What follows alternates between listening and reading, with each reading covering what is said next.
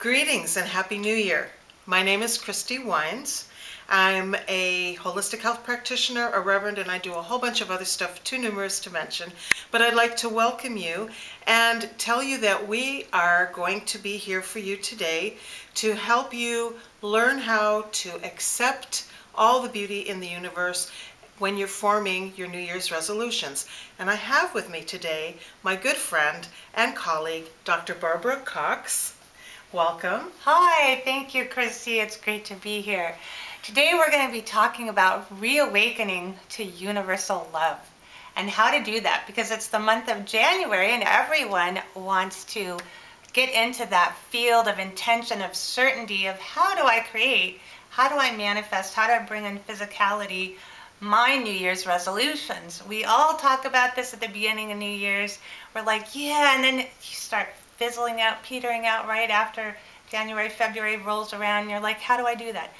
We're here to help you bring back your enthusiasm. Absolutely. So how do you do that? You get into a field of certainty to remind yourself to start getting into a physical presence, a kinesthetic body feeling of what does certainty feel like to you.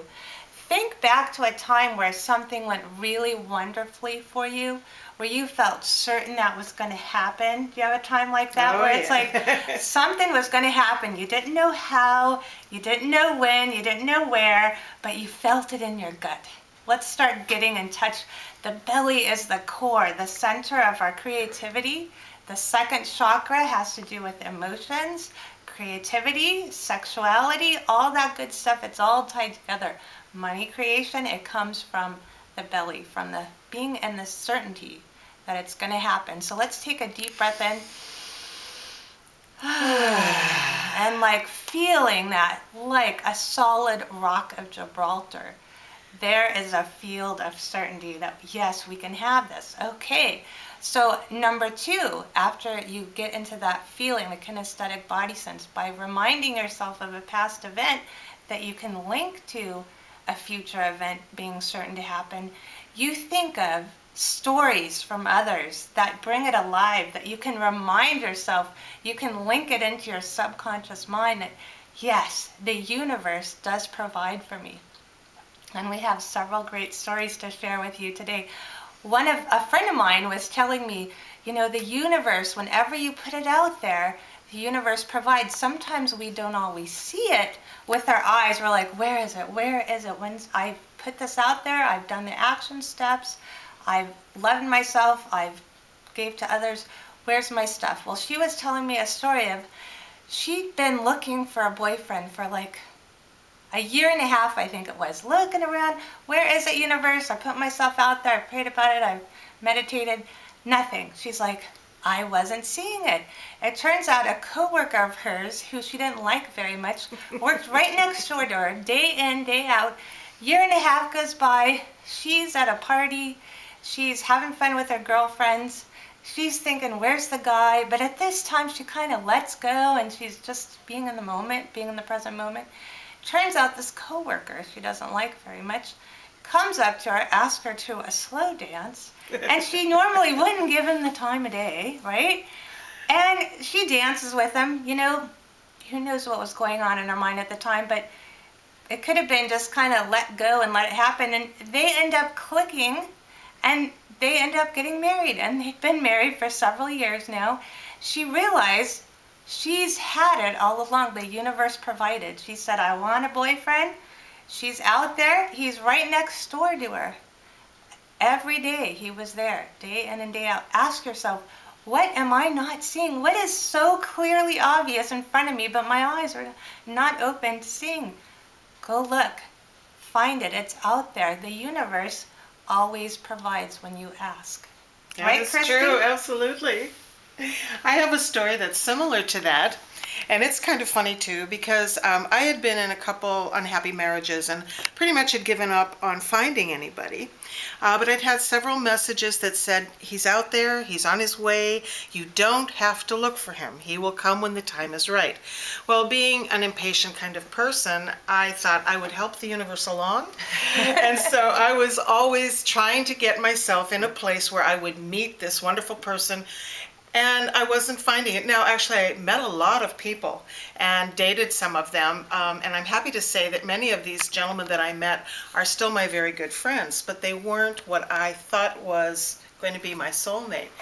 So finally, after several years of fruitless work, looking, I was out there trying to put myself in the right place where I could meet this man. I finally said, ugh, I'm giving up. I don't need this. And so I went to the Whole Being Weekend, which for those of you who live in California, you've maybe been there and know what it is. And I decided for that weekend my intention was not going to be to look for my soulmate because I'd basically given up on that. And I just decided to be open to new experiences, to be open to meeting new people, and that was it. So I get there, and the second night I'm there, at a special little party, I was kind of looking out to the sea of people, and somebody approached me and asked me to dance. And Kind of I from had the to, back, yeah, right? from the back. Yeah. He approached me on my blind side actually, because I was looking out over this way, and he came up this way, and I turned and looked at him. And what's unusual is he didn't fit my type, and everybody has a type that they're attracted to. He didn't fit that at all, but he had such a shining open face full of excitement and joy, and I thought, why not? Just like your friend. Why not? So this man turns out to be the person that I am the closest to now in my heart. We've been together almost 3 years, and it's been wonderful, and our hearts are open to each other. And I did not find him, he found me, but I had to let go of some of my preconceived notions of how to find a boyfriend. And I had to just be aware, like Barbara said, I had to just allow. I had to be in the moment. In that moment, he asked me, I said yes, and I didn't have to look, I didn't have to work. It was there all along. So we urge you to get in touch with yourself, with your inner stuff. Don't be so much in the brain planning stuff. Be open from the heart. And I think that you'll find that it's not that difficult to find what you're looking for. And to create what you're looking for. So we're here to help you. We really want you to have an exceptional, happy life. So check out our websites. We're available by phone, in person, and we have several events upcoming for your wonderful, happy life. Absolutely. Thank you for joining us today. Thank you. Namaste.